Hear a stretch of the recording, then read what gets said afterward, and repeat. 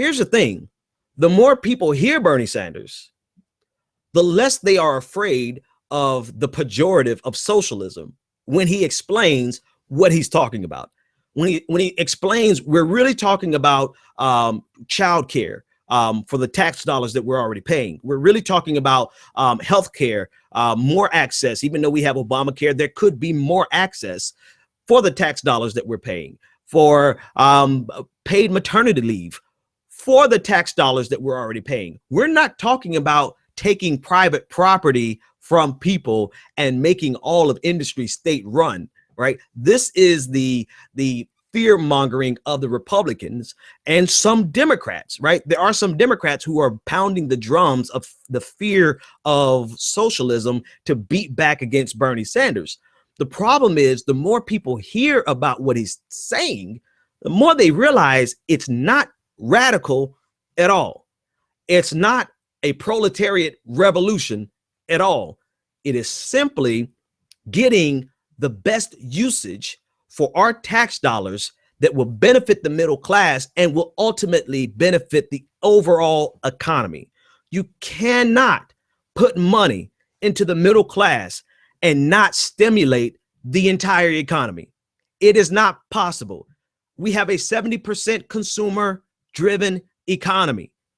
And I know people like to debate against that, which is why I put an article with a rebuttal to my statement in the notes. Read it for yourself and look how they break down and they try to dissect the fact that we are a 70% consumer economy. And once you get done reading it, you realize we're still a 70% driven economy. Despite the breakdown, it is still consumer driven. All of that to say, the proposals that Bernie Sanders is offering is so far from socialist in the fear-mongering sense, so far from communism entirely, and it's simply about making our tax investment in the middle class to benefit the middle class, but also to benefit America. How difficult is that to understand? That when you have a class of people who overwhelmingly spend all of their income simply to survive and to get ahead and to invest in college and to send their kids to college and to invest in a small business, our money in the middle class cycles through us completely. And that money goes directly into the economy, which is a stimulant. It stimulates the economy. But let people tell it, you would think that Bernie Sanders is starting this proletariat revolution to overthrow the free market and replace it with a command economy, which shows you that they're not only prone to hyperbole, but they're prone to idiocy, because the very people who are opposing his ideas are the very people who would benefit from it the most. And that is your average middle-class American. We are pouring money into the financial sector, but the financial sector has done all it can do or all it wants to do. And the results of what it wants to do are part-time jobs for the average American. When 70% of our economy is consumer driven.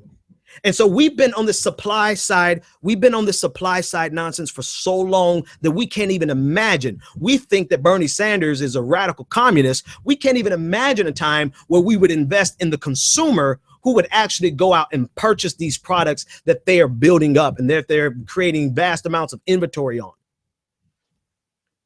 But socialism, but freedom, right? Pay no attention to the fact that we've had near zero interest rates for the past 8 years, pouring into an economic paradigm that has met its capacity, that has created all of the full-time jobs that it wants to create or can create. That's debatable, right? But they have done all that they can and they have milked all that they can. So now all they're doing is just a numbers game and they're not even innovating. There's no innovation left. That's because we have poured money into that sector for 30 plus years and it's tapped out. That's why the Fed cannot raise interest rates, because if they did, it will bring a halt to the very modest, mediocre recovery that we've had in the first place. And that's because since 2008, we've thought it best to put the money in Wall Street instead of putting it into the 70% of us who are consumers, who are driving this economy. I don't know. I don't even, I'm just at this point, I don't know if there's any way to make it any more clear.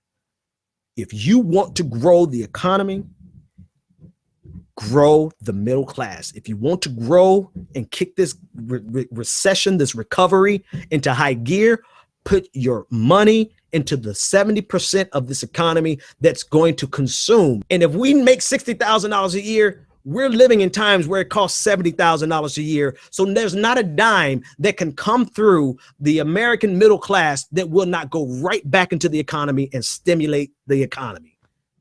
Whereas we have poured trillions of dollars into Wall Street, and this is the best recovery we can get. Now, tell me again about socialism and why it doesn't work. Tell me again about trickle-down economics, supply-side economics, and why it's working so great.